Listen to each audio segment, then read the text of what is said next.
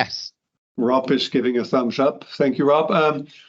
Well, my name is Twaalfhoven. I'm the founder of Engage, and next to me is Dick Langeveld, the commercial manager of the organization. A couple of just slides on our background. We started the company in 2008. I promised to keep it within 5 minutes, so that's a challenge by itself. And we focus especially on exploring processes with your team and not necessarily only documenting it. And I'm quite sure that Nicola is going to give her story within that context, because we focus on involving operational staff, especially in discussing their work and yes, also mapping processes, but to reach an in-control situation based on your operational processes. And that then being the basis for further to support cost reduction programs, digital transformations, GDPR, other compliances or certifications, etc., outsourcing automation. We are located in Schiphol, that is the airport in Amsterdam, and we have an office in London as well, and we are proud to support already 70 councils in the UK at this moment. We have this slide, and we're very proud, especially on this slide, that you see in white text different goals that these organizations initially had to start or to use Engage process for their process management programs. Different topics, and that's always wonderful to see. Now, what we see more and more is that organizations see process management as the platform to get a in-control situation. Dutch guy, is it? Yeah, can you hear and see our screen still? Yeah.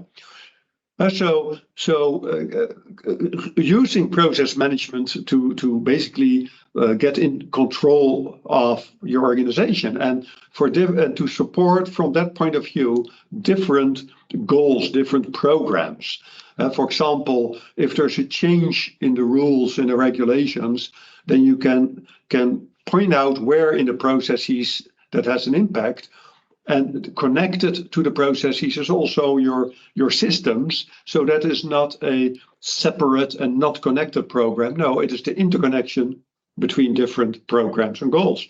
So, for example, a team is working on cost savings, and yes, they do that on the process platform. And from there on, they see where it impacts other programs and goals. So you will get a synergy between different programs. A couple of distinct benefits from that is I always say that's the most important, but that's true of all of them. If a team is working on cost savings, then you don't lose your compliancy, right? In the old days, we used to say, guys, we are certified now, please don't change anything. But that's not possible anymore, right? It bridges the in-control requirements with the agile requirements.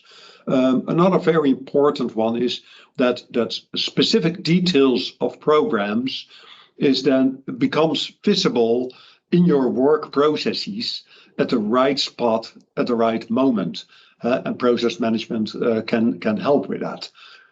Very important one also is impact reports. Basically, in our modeler, in our platform, you can generate reports that basically brings all these aspects together. So you can easily run a report of which risks or which GDPR requirements are relevant in which detail of which process, but also which IT systems are involved, etc.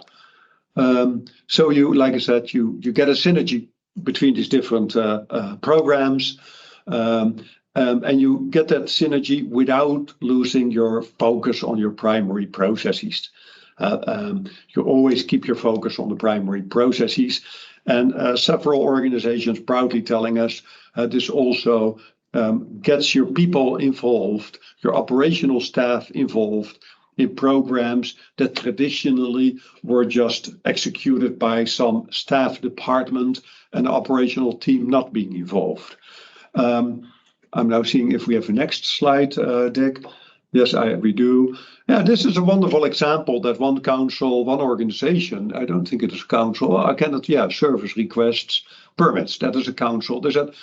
We also used Engage process to design and develop our self-service program, but that was not done on an island. That was done together with the operational staff that was still responsible for the operational the manual execution of the process. That got a team involved in designing the self-service, so they know when the customer is helping herself, himself, and on the other side when they were responsible for supporting the customer. Yeah. Any questions on that? And if you have questions today, we'd love to focus and learn what Nicola has done at Torfaen Council. If you have any questions, you can always contact us via the London office or the Schiphol office. Thank you very much, Ted. Setting a bit of context there. And yeah, great to always have a pan-European, even after Brexit, a pan-European session, which I think should be supported and encouraged at every opportunity. Now, let's pop over to Wales. Yeah, from Schiphol to Torfaen. Nicola, welcome. Everyone, can I just trouble you if we could just turn our mics and cameras off, just to make Nicola the star of the show that I purported her to be. Excellent. Nicola, do you want to get your slides up, and I'll just make sure that that's tickety boo before we leave you to it. Oh. Excellent. I can see your slides. Just put your thumbs up or raise your react if you can see Nicola's slides. Don't want anyone not being able to see the slides. Excellent, wonderful. I think that's the general consensus.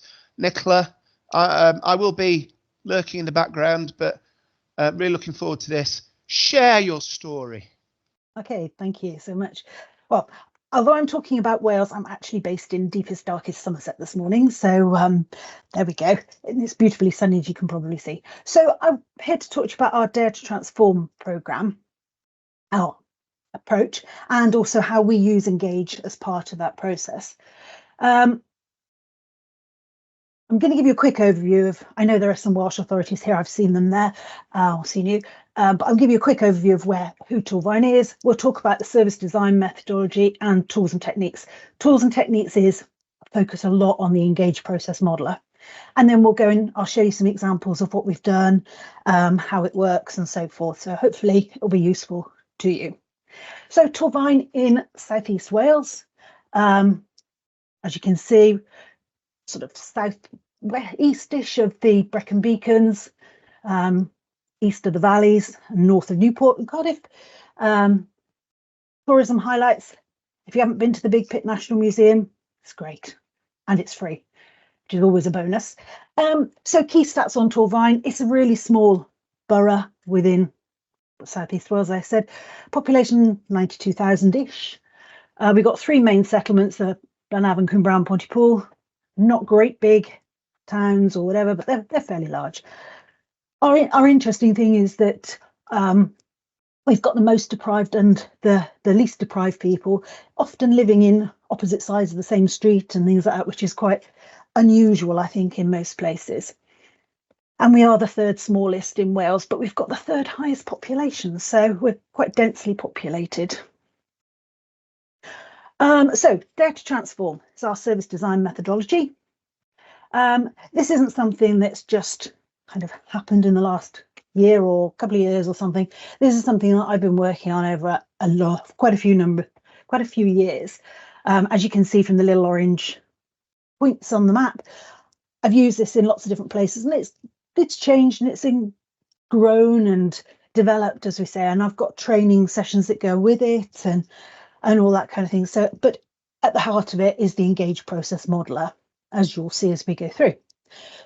Done lots and lots of different service areas, some of them multiple times, as you can see, and it works wherever you go, and certainly, process modeling work in any of these areas. So, so our service design methodology is called DARE. first part of it is define. So this is, what are you doing? What are you looking at? What's the service you're trying to achieve? What metrics are there? What objectives have you got? Just really understanding your starting point. Then we have Analyse. This is where we start to look at who are our customers. And as you'll see in a bit, we've got customer personas that we use to inform us on and help us understand what's needed. We do obviously the process modelling, and we do a lot of analysis of the data that we've got and the process models. We then move into re-engineer, which is where we start to think, I hate the phrase, but I always use it because I can't think of anything better, the blue sky thinking, so the visioning side of things. What could we do if we threw everything we've done so far out the window and started right from scratch? What would we do? And then we kind of bring that back to what's realistic, what can we do now, what can we do in the future, and so on. And then we create our process maps and action plans from that, so we know what we're doing. And then the next part is the evaluate stage, where we can do the comparisons between the current and the proposed processes, see if we're saving time, effort, money, where the impact is. And then we can start doing our business case, and then we start the implementation process. And obviously that's then when we start to monitor it. So our objectives for this, obviously, particularly at the moment, is cashable savings. We've got to make cuts, same as every other authority in the country. We also know that we need to make service improvements. In Torfaen, we do have a lot of processes that are very much driven by spreadsheets, paper and so forth. So what we're trying to do is really ramp that up, move it so we use the technology we've got. We've got lots of technology, but we don't use it perhaps to the best that we can do. So if I look at now the tools and techniques that we've got, with the Dare to Transform, I have a one-day training session that I run. That gives everybody all the tools and techniques to do it. I've got an online methodology. So funnily enough, it's all documented in Engage process so that you can see exactly what you need to do. We share everything in a Teams area. And then we've got linked into the process, we've got all the templates for running a workshop, all the information gathering that we need and so forth. So anybody can go into the process modeler, they can click on the Dare to Transform, and then they can see, if you're going to start this workshop, what do you need to gather.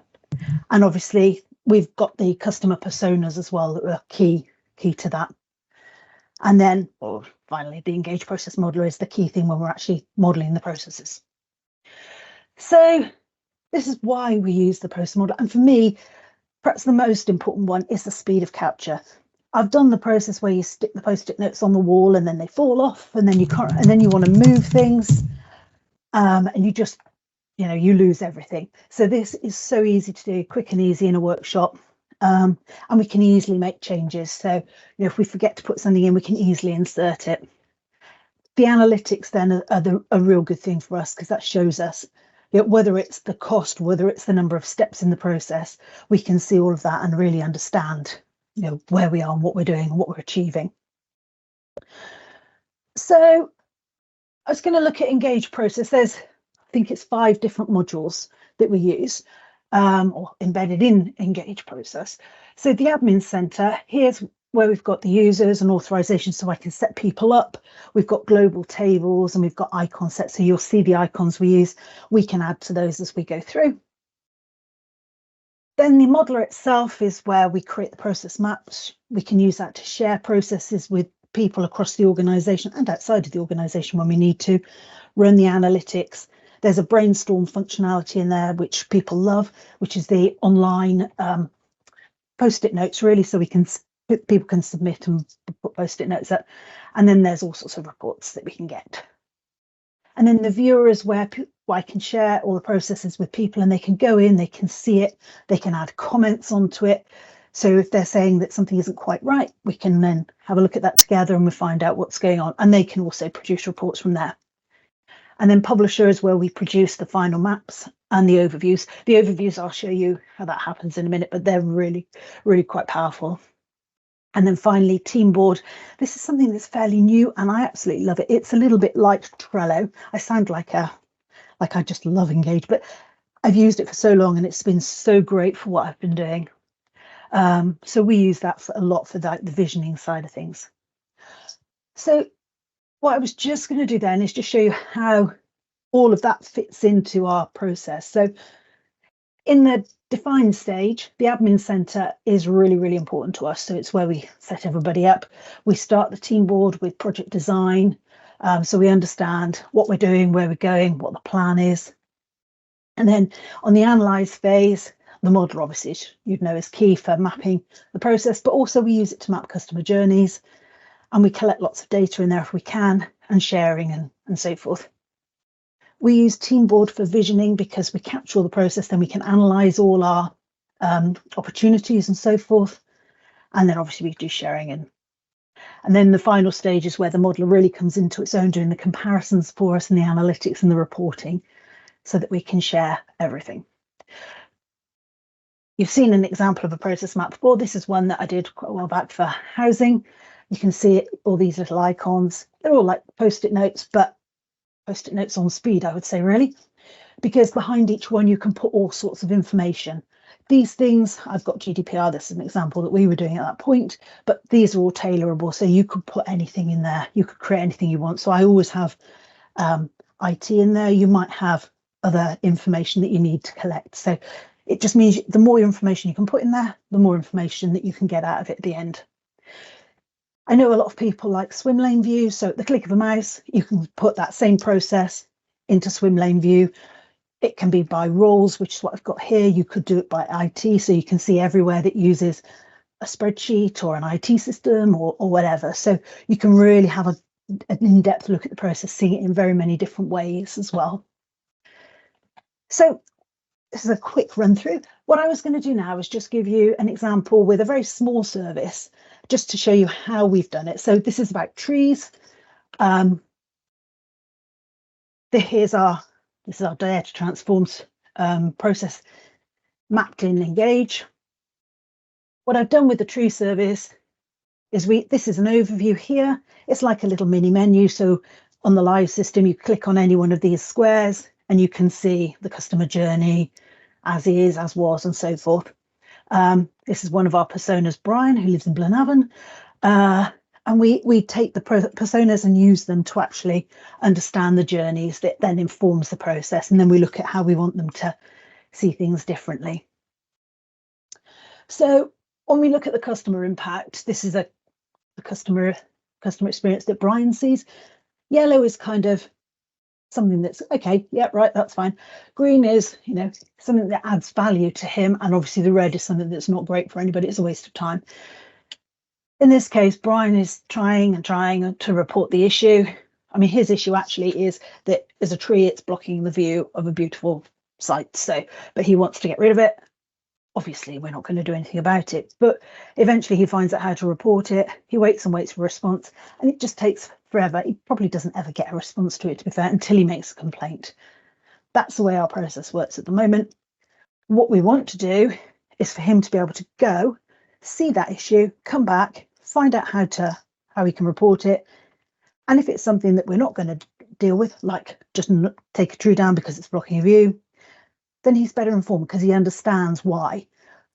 If it is something that he can do, he can then report it, he gets an acknowledgement, and he gets acknowledgements all the way through, so he knows what's going on. He doesn't have to contact us again, and we don't have to waste our time finding out what's going on from the tree surgeons and so forth. So we also have the high level process. This is what we use for reporting to director, so they can just see, you know, this is the kind of thing that happens now. And they can see that the request gets closed up here, works happen, but we don't actually link back to that original one. We don't go back to the original person and so forth. This is the team board for the options analysis. So you can see we theme each of them. We capture the opportunity, and then once we've captured that, we then look at the customer impact, the staff impact, and the ease of implementation. We also have added recently the number of customers that will impact. So that's how we use that, and then we score each one of those so that we can then understand which is the most important one for us to do. And then we look at the high level process. So I think there's a few more steps, but at all points we're recording information, we're going back to the customer to let them know what's going on. So here's once we've mapped the current and the proposed processes, we then can analyse them. So here you can see the time differences and the cost.